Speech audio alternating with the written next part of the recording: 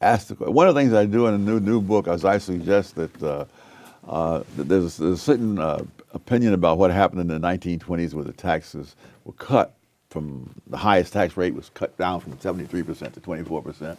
And the argument was, oh, this is tax cuts for the rich.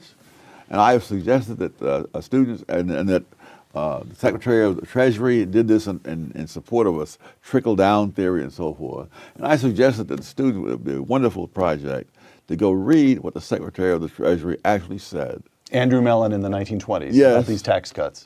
And then go on the internet and get the Internal Revenue official data on who paid how much taxes in the 1920s.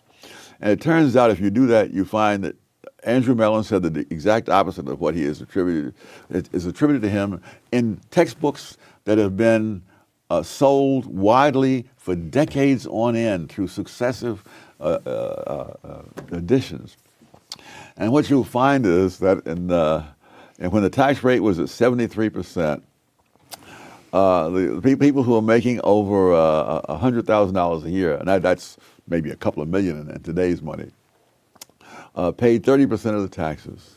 And after the so-called tax cuts for the rich, they paid 65% of all the taxes.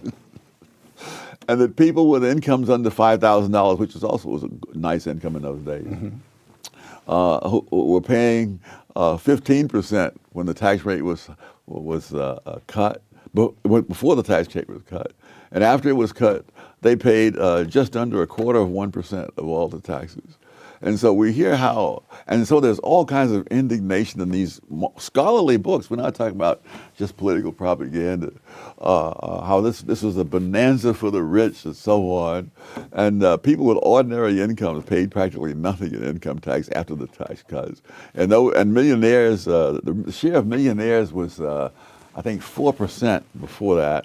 And it was 19% afterwards. But the facts simply do not matter.